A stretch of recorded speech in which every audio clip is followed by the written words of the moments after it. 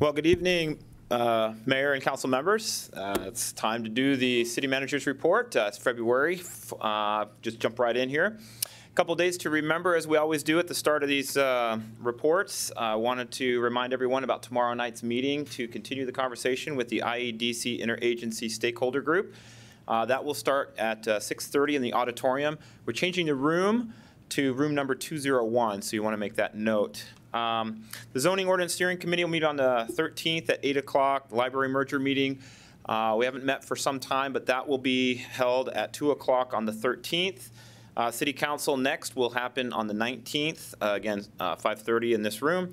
And then Planning Commission on the 25th, and then Zoning and Steering Committee again on the 27th. Renaissance Zone Board will meet at 8:30 on the 28th.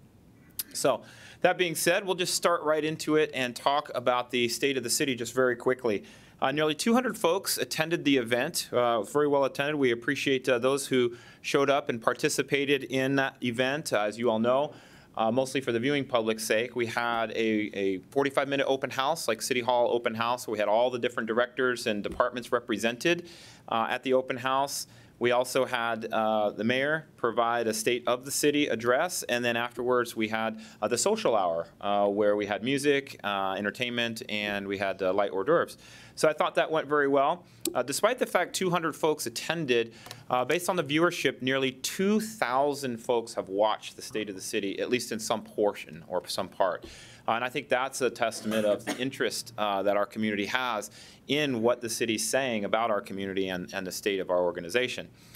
We did hand out an annual report at the State of the City address. We had about 220 copies. We don't have very many hard copies left, but what we have done is created a PDF of this document and uploaded it to our website, so anyone in the community, or anywhere in the world for that matter, can upload the, or download rather, the annual report and have all the detail behind the numbers and the accomplishments that the city was able to achieve over last year's period. We have been very busy at the state capitol. This is only my second legislative session in my time with the city, but it is a busy one, I am told. Almost record-setting. There's been over almost 1,000 bills that have been introduced in the first 6.5, 7 weeks of the legislative session. We have been tracking close to 200 of those, which may in some way, shape, or form influence or impact the city. We have provided testimony on about 24 different legislative bills. So I, the staff, some of you, our council members, and certainly the mayor have gone down and testified. I'm very grateful for your willingness to do that. There are some important pieces of legislation that will help the city and some that won't. So it's important for our voice to be heard down at the Capitol, and I appreciate that we're making a strong presence down there. There are some resources that the community may be interested in, so that's why I pull up this slide here. We have a lot of information that we're sharing about the legislative session on our website. We've created a legislative resources webpage where our position papers and official testimony is all being uploaded to the system. We have quick contact information. We have bill tracking and all sorts of things like that that can be gotten through either the North Dakota League of Cities website and certainly our website as well. The legislative session is in full swing. We are approaching crossover, which is the point in time where bills that started in the House and bills that started in the Senate swap sides. So that'll happen on February the 22nd. After that, there will be, the session will continue, and then there will be a point in time where maybe conference committees will be developed and additional refinements to bills and whatnot will be had. We expect that this session, which is mandated to only last 80 days, 80 working days, will end around April 26th. So our work is long and far ahead of us, and we're going to continue to remain resolute about all of the issues and concerns and opportunities that exist for us down at the State House. Some of those bills that we've testified on in one house, we will have to be back and testify again on the other side of the house. So we'll keep you in the loop as to what that schedule looks like when they get when those schedules get set out.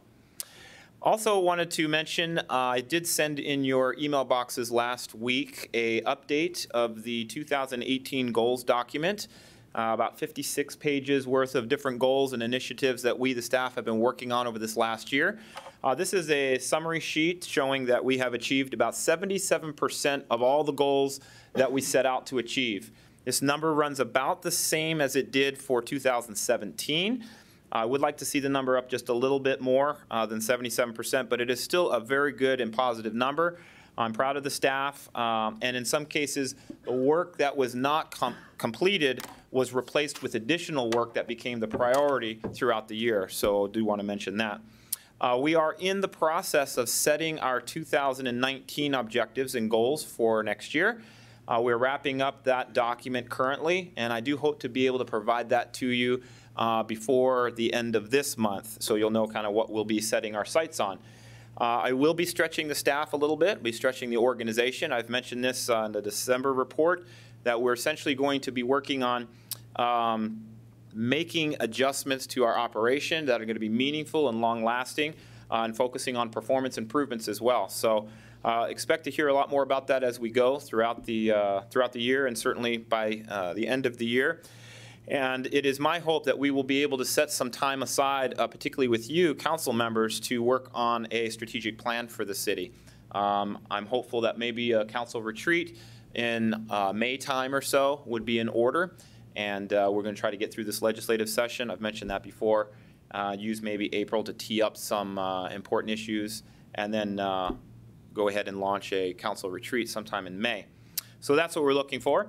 I want to give you a quick update on some financial or operational insights. First of all, the enterprise-wide system software platform project is just about ready to launch. We have developed a request for proposal, an RFP, and that will be let sometime this month. We have several vendors that are essentially interested, or providers that are interested, and we're hopeful that we'll get a good response to this.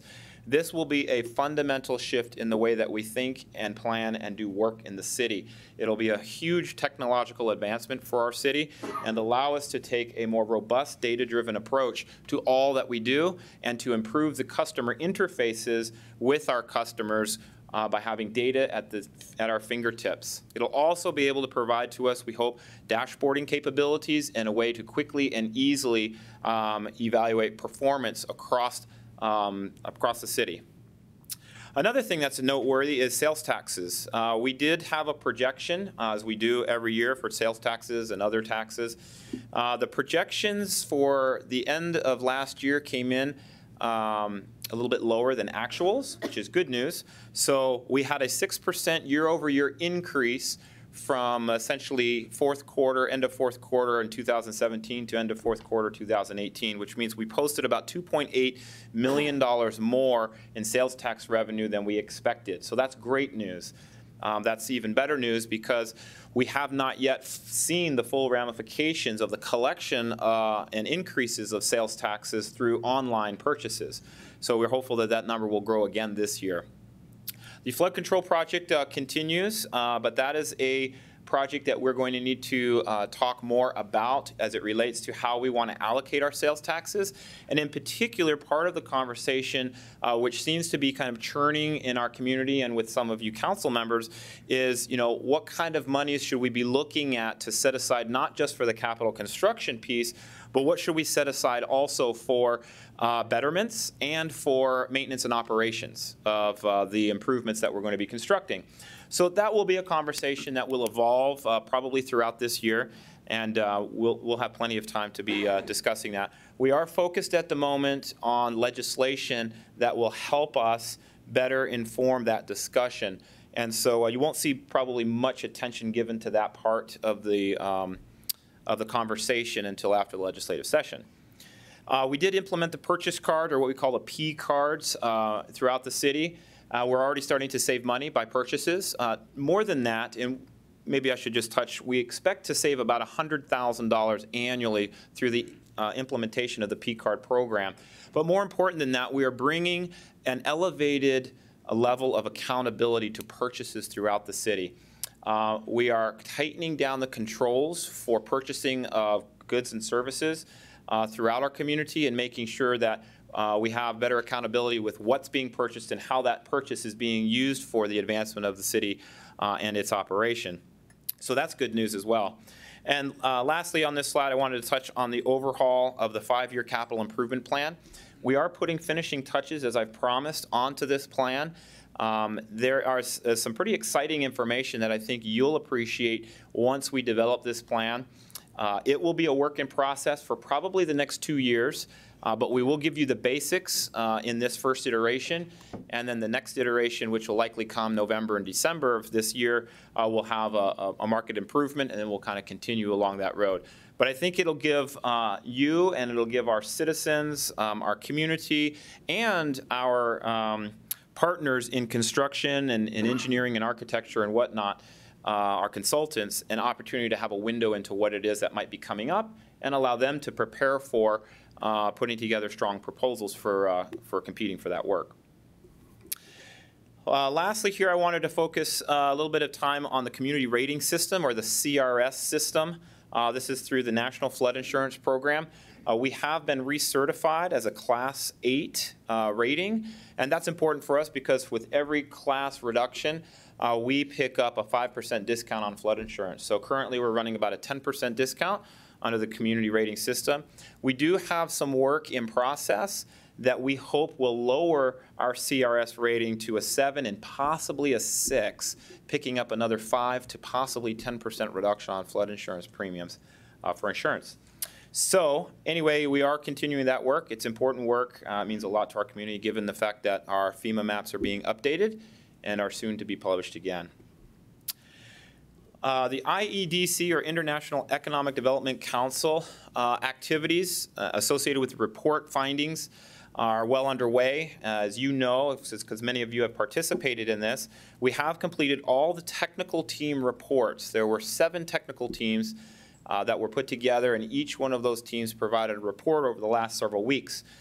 Tomorrow night's meeting will be to talk about synthesizing that information and identifying what the gaps are, getting the community to agree what those gaps are for economic development, and trying to figure out which organization is going to be best to fill those gaps, and what umbrella organization might we want to consider as we take on the broader work and carry it forward in our community. So tomorrow night is an important meeting.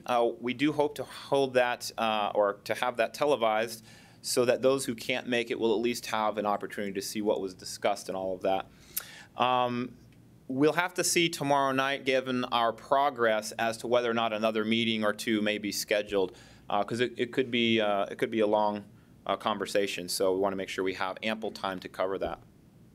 We do have a new website, or web page, I should say, that we've uploaded all the technical team reports to. We've uploaded the videos of the past meetings, the IEDC report, the report findings, the executive summary, all of that. And that's on the website address here that's on the screen in front of you. And so I'd encourage anybody in the community to go look at that if they're interested in this work. So with that, that's all I have for you, and I'll take any questions you might have. Thank you, Mr. City Manager. Any questions? Yes, Alderman Walski. Thank you, Mayor. Mr. Berry, a brief but technical question perhaps. In terms of sales tax and the reporting we get back from the state on a monthly basis, have they given us a sense of when we expect to see the online collections start to be reflected in those numbers? Has it started to happen yet? Do we know the answer to that? Well, I know that they're collecting it, and they keep registering new businesses that are obligated to collect that tax and pass it on to the state. They've been doing that since October 1st, but we really still do not have any indication as to what the amounts are going to be for our community. And we do hope that we get that information fairly soon. Because that would be helpful in us putting together the next budget. I would imagine by the time we're putting together the 2020 budget, we will have that information well in hand. If I may, yes, Mr. Mayor, please. Tom, I follow the city's online database spreadsheet that Mr. Lakefield keeps. I greatly appreciate that. It allows me to kind of see year over year and month over month trends. If there's any way to just sort of get an idea, put an asterisk next to these months when we become certain that the online collections have started. Okay. Just for my sake, I guess, would appreciate being able to tell when that change takes place. Yeah, you bet. That's a great idea. Thank you, Alderman Wolski. Alderman Straight. Thank you, Mr. Mayor. Tom, kind of piggybacking on Alderman Wolski's point, what are we doing within the city to, I don't know, cross-reference those online sales with, I know in the past when we've had businesses in town that have not been paying sales tax, and the staff have had to kind of follow up to kind of cross-reference and double-check. What do we have to do within that to make sure that we are keenly aware of the businesses that are participating or not? I recognize, obviously, that seems like a fairly laborious task for someone within the state, but I'm wondering, what are we doing locally to ensure that we're getting what is owed to us? Mr. Mayor and Alderman Straight, that's a great question. It's going to be very, very, very difficult for us to have any kind of level of accountability or reporting straight to the city about what online sales taxes are due to the city. That is a state function. They're collecting that on our behalf, just as they do other sales taxes and like gas taxes and other sorts of taxes. And so we more or less have to rely on the state to provide that information. We can ask questions when we get the information, given the format and given maybe some inquiry around how it's put together. But the state right now isn't quite sure even how to designate. I know that they're going to attempt to designate online sales tax revenues and keep those separate from local sales tax revenues so that we can track that. We are hopeful that that'll give us some insights as to what you're referring to.